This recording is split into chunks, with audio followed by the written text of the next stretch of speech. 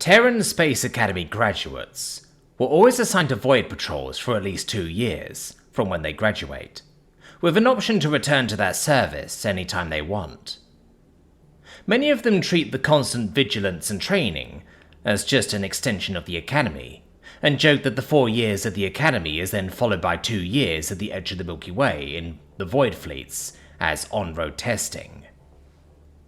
The purpose of the fleet, patrolling the leading edge of the Milky Way galaxy, is sold to the public and various governments as deep space training, and, jokingly, as helping to keep the galaxy safe.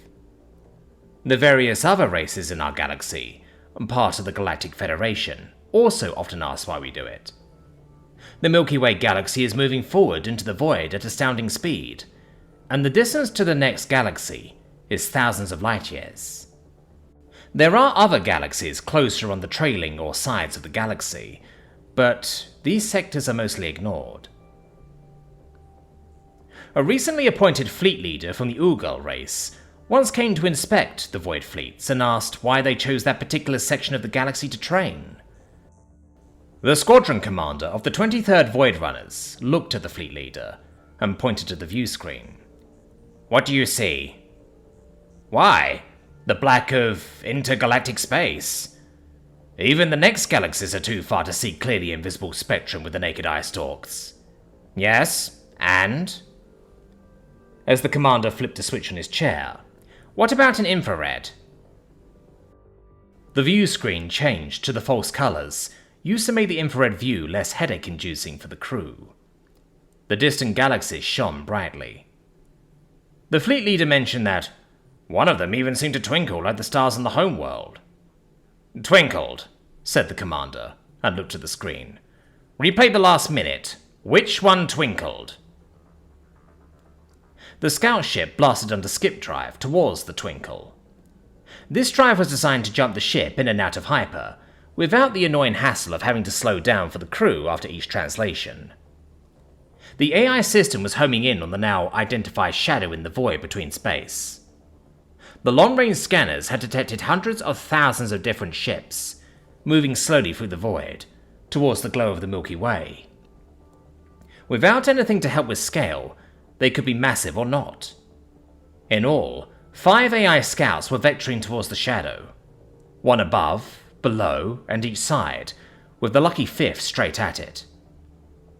The 5th ship was slightly slower than the others, allowing it to get read out from the other 4 ships, as to size and composition. The fleet leader had been politely moved to the observation lounge, once the twinkle had been spotted. He had heard one of the crew members talking about Scenario 41, and how it was just her luck to be here when it happened. After an hour or so, the commander stuck his head into the lounge to see if the fleet leader was okay. "Do you mind telling me what is going on?" "Of course. Sorry for the delay, we just needed to check a few things out and make sure everything was okay." The squadron commander then motioned the fleet leader to the display screen in the lounge. "Unlock and orientate on the TTF Void Ripper. You may find this interesting." The view screen blinked on, and the camera, mounted on the hull somewhere, swiveled to the left and up a bit. Then, it zoomed in on the very large vessel. "What in the 3 layers of the afterworld is that?" The Terran escort craft situated nearby gave it a bit of scale. "That vessel must be several dozen kilometers long. 26 kilometers to be precise, and totally unmanned. As expensive as it is, the shielding needed to keep a crew alive would be difficult to manage." As they watched, the fleet commander noticed the 5 dots on the screen suddenly flared one by one and disappear. "What did that mean?" "Those were the scouts we sent to inspect your twinkle in the galaxy view. Whatever it was, it's not friendly. As a result of that, we will be enacting Response Code 41. The blast shielding on the viewport slammed shut, and the fleet leader saw the destroyer that was beside the super ship drop into hyper as it got clear. "How far away are we from that thing?" "Oh, about 10 light minutes. 2 light minutes outside the safety zone, just to be sure. The scanner is using the FTL mode, so we are seeing it in near real time." The screen darkened, as the supership seemed to glow purple for a moment, almost as if the ship was trying to drop into hyper as well, but stayed in place. The brilliant green aura that seemed to envelop space around the ship flashed once, and was gone. Was that radiation? Yes. Enough to peel the paint off a ship at 4 light minutes and cook anything inside it, up till 6 light minutes.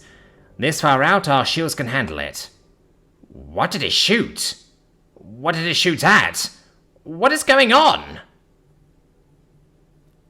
Arriving back on the bridge with the commander, the fleet leader saw the screen was still in infrared mode, but now seemed to be paused with the timestamp showing it was just before the ship fired. Go ahead, said the commander. Let's see if we got them all.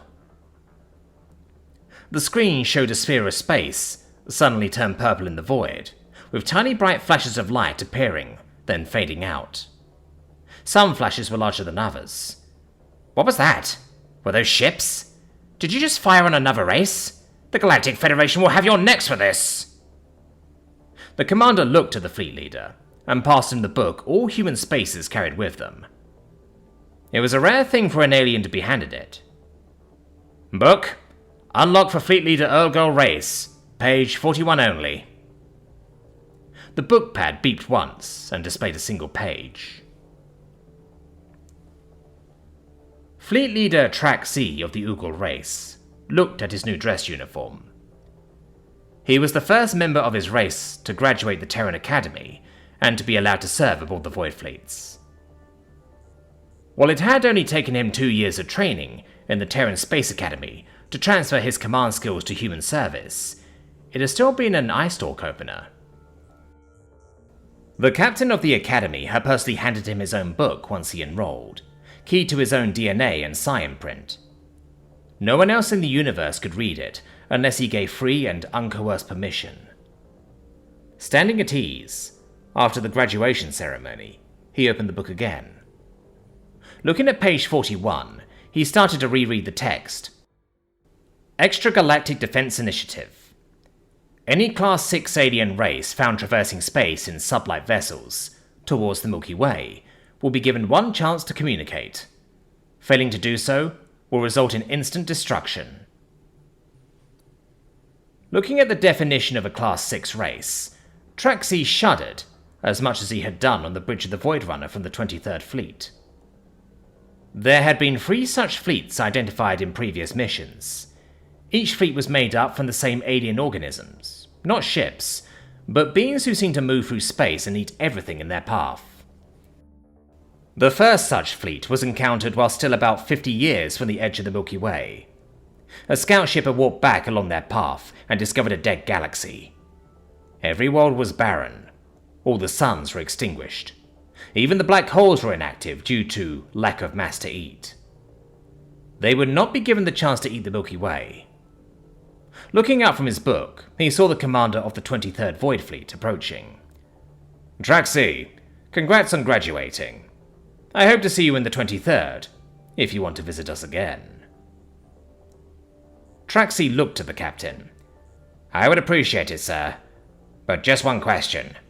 How did you know to look for these beings? Check the front section again.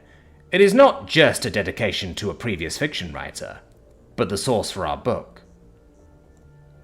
Looking at the front pages again, Traxxas gasped.